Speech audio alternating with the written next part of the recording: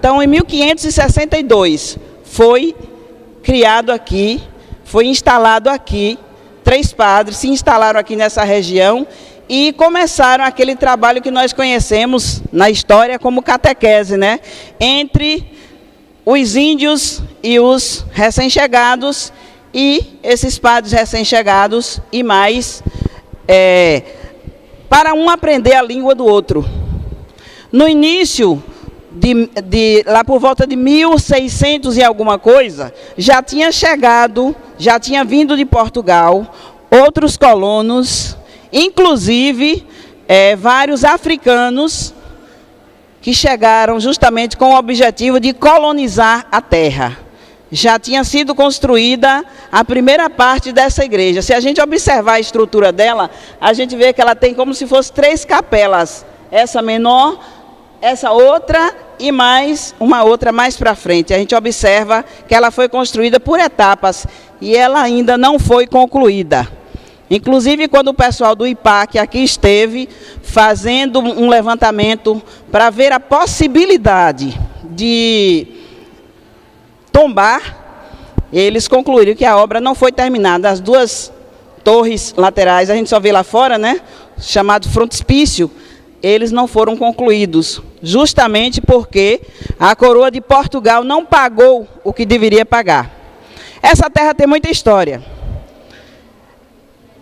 Para a gente falar assim em pouco tempo, não seria possível, mas o que é fato é que com a chegada desses colonos e desses africanos, Água Fria ganhou assim, com a instalação de fazendas de criação de gado, Água Fria acabou sendo criada como segunda comarca do Brasil Império.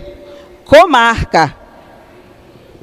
Inicialmente recebeu o nome de Orago de São João Batista de Água Fria. Por que São João Batista? Porque eles chegaram em meados de junho de 1562. Então, o primeiro Orago, que foi a primeira capelinha, foi que deu nome ao lugar. Orago de São João Batista de Água Fria. E a partir daí foi ganhando áreas de vila,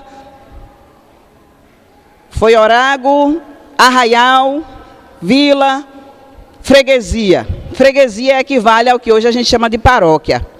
Então, com a instalação das fazendas de criação de gado, o lugar, por conta de ser um ponto estratégico, ponto de passagem e de parada obrigatória para os entradas e bandeiras que desbravaram os sertões da Bahia, então, como essa sesmaria aqui pertencia a Alexandre Garcia Dávila, acredito que muita gente conhece, já ouviu falar dele, por conta do Castelo da Torre existente lá, próximo à Praia do Forte. Então, os domínios de Água Fria, como comarca eclesiástica do Brasil Império, começava lá, no Castelo da Torre, limites com Salvador, ia até Jacobina, aqui para a região sul, até Cachoeira, e para cá, na Cachoeira de Paulo Afonso, divisa de Água Fria, divisa da Bahia com Alagoas e Pernambuco. Então, imagine que essa simples pracinha aqui, tendo como sede essa igreja, habitada por jesuítas, se tornou uma cátedra de gramática latina. Aqui se ensinavam e se formavam padres que posteriormente saíram formando novas missões e novas cidades. Então, toda essa microrregião aqui é filha de Água Fria. Água Fria ganhou o título de freguesia em 1727, quando foi criada como freguesia e como comarca. Então, ela passou até o ano de 1822, aqui era o centro de poder econômico, político, social e jurídico de toda essa parte norte da Bahia. E nesse período em que Água Fria vivia essa fase áurea, tinha pelourinho na praça, tinha forca, tinha senado, tinha tudo. Hoje não resta mais nada. Tudo foi soterrado e queimado, porque aqui se fazia verdadeiras mortandades dos índios que aqui habitavam, dos negros que trabalhavam como escravos. Então, essa terra ganhou fama de maldita por causa disso. E também porque, como sede jurídica, ela sediou um evento no ano de 1775, aconteceu lá em Queimadas, Alto Sertão da Bahia, né? Muita gente deve conhecer. Aconteceu um crime lá em Queimadas e esse julgamento veio acontecer aqui em Água Fria, porque aqui era a sede judiciária. E quem foi que foi julgado? Uma imagem de Santo Antônio. O Código Criminal do Império, no seu artigo 28, isso que eu estou dizendo aqui agora, vocês podem chegar em casa ou acessar a internet ou procurar mesmo um dicionário, chamado Dicionário de Folclore de Luiz da Câmara Cascudo. No verbete Santo Antônio, no verbete Antônio, vocês vão encontrar essa história como folclore. Aconteceu um crime lá em Queimadas, onde um nobre português foi morto na lateral da igreja de Santo Antônio, que existe lá ainda hoje. E atribuíram esse crime a um escravo. E o Código Criminal do Império, no artigo 28, dizia que quando acontecesse um crime e aquela pessoa não fosse apresentado, o escravo não fosse apresentado, quem ia responder pelo crime era o proprietário dele. Então, quando procuraram o dono do escravo, perceberam que o dono do escravo era Santo Antônio. Uma rica viúva de Inhambupe, que não tinha filhos, doou todas as suas terras, gado e escravos, lá da fazenda Queimadas, doou para Santo Antônio, por papel passado, por escritura. Então, o que aconteceu? Então, Santo Antônio vai responder pelo crime. Água Fria vivia numa constante competição com Jaguaribe, foi a primeira comarca instalada. Cada um vivia querendo aplicar um rigor maior no Código Criminal do Império. Então, por conta disso, o juiz mandou que fosse preso o santo. Saíram daqui os agentes da lei para trazer Santo Antônio. Quando chegou lá, estava em plena festa, o povo escondeu a imagem e não deixou que se trouxesse a imagem para julgamento. Veio uma contra-ordem, tem que ir 6 cavalos gordos, 6 soldados e 2 jumentos, inclusive um dos jumentos, com uma gaiola para o santo vir amarrado dentro dessa gaiola para não fugir e ficar preso para responder a júri. E assim aconteceu. Assim aconteceu. Santo Antônio foi trazido no lombo do jumento, de lá para cá deve dar cerca de 200 quilômetros. Como naquela época não tinha estrada, né? Provavelmente ele deve ter feito voltas e muitas voltas. E o santo foi trazido para aqui. A história da maldição começa aí, porque o povo de Queimadas começou a rogar praga no povo de Água Fria, porque tirou o seu santo padroeiro para vir ser humilhado em Água Fria. Quando chegou aqui, os padres que aqui habitavam se revoltou com aquela dureza de coração. Claro, era uma simples imagem, mas uma imagem para eles lá tida como milagrosa. Essa imagem apareceu debaixo de uma árvore, o escravo da fazenda todo dia tirava aquela imagem tida como milagrosa e ela reaparecia sempre no mesmo lugar. A história diz que era milagre, outros dizem que era artimanha dos jesuítas para conseguir conquistar mais terras. O que é fato é que construíram essa capela em honra de Santo Antônio lá. Mas esse mesmo Santo Antônio veio para a Água Fria responder a julgamento.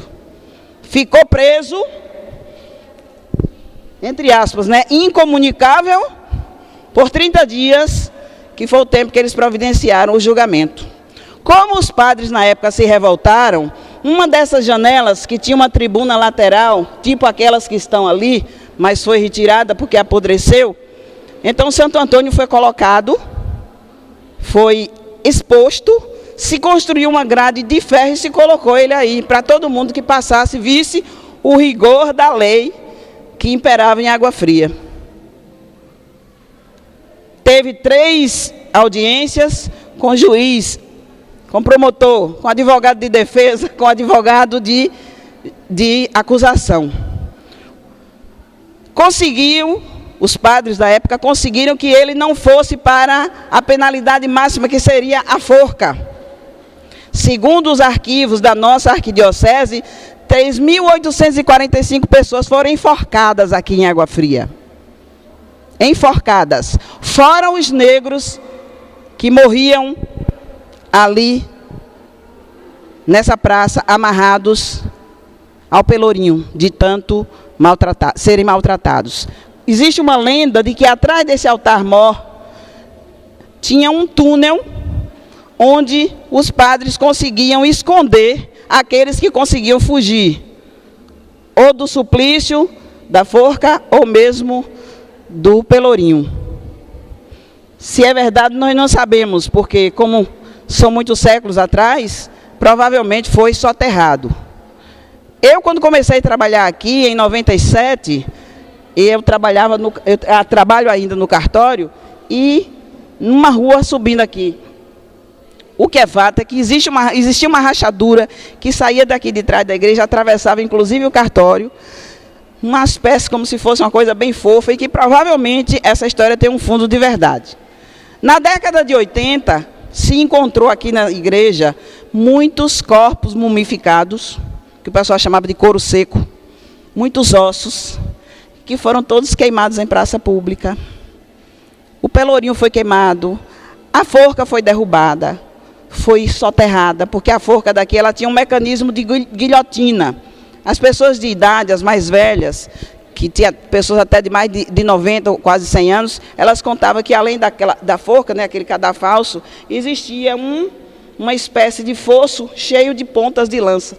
Quem não morria pela corda, morria quando caísse lá embaixo. Então a terra ganhou essa fama a partir do tempo em que Santo Antônio passou por essa situação, conseguiu escapar da forca, mas teve todos os seus bens confiscados e levados a leilão.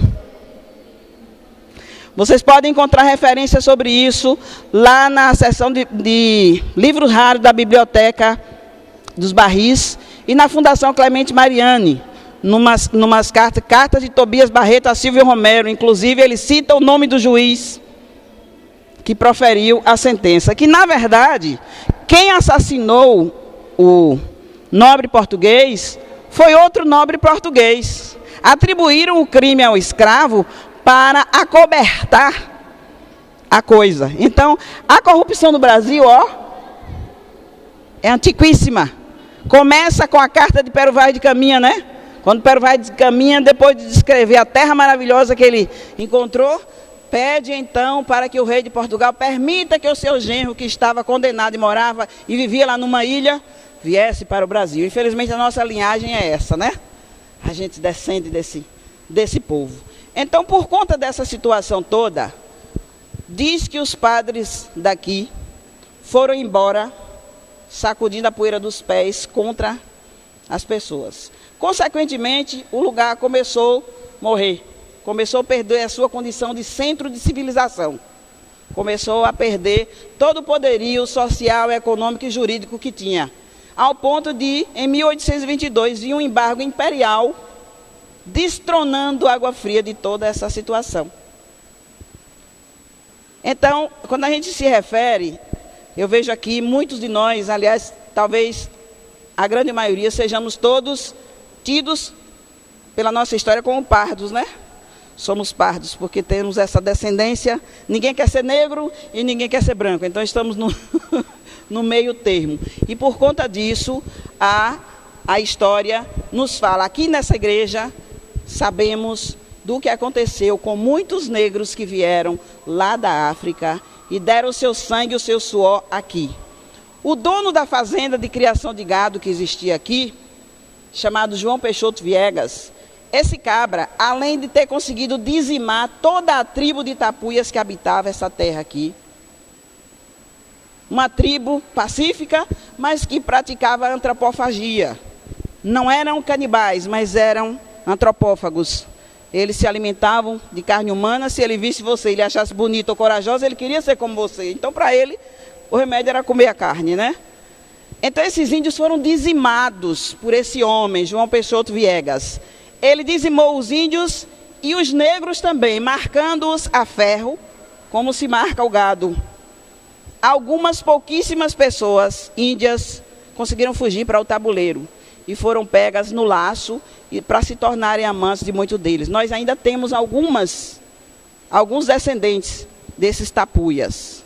E aqui nós temos duas comunidades quilombolas. Uma lá na região de Pataíba, chamada Curral de Fora, que teve o seu primeiro nome como Paramirim de Crioulo, que está sendo agora reconhecida como comunidade quilombola, e outra próximo daqui, numa localidade chamada Baixa da Mina.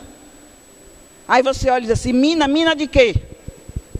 Mina de nitrato de potássio, que para o brasileiro não valia nada, que a gente não sabia nem o que era aquilo. Os habitantes da terra não sabiam o que era aquilo, mas é a matéria-prima da fabricação da pólvora. Para a Europa era a matéria-prima de todos os armamentos que eles fabricavam. Então, se extinguiu o que pôde. Se extraiu dessa terra e das regiões circunvizinhas de Jacobina para cá todo o ouro possível. Quando houve um terremoto em 1775, lá em Lisboa, Água Fria contribuiu com muito ouro, muito dinheiro naquela época. Então hoje você olha para a Água Fria e você diz assim, puxa, mas essa terra teve tudo e hoje não tem nada.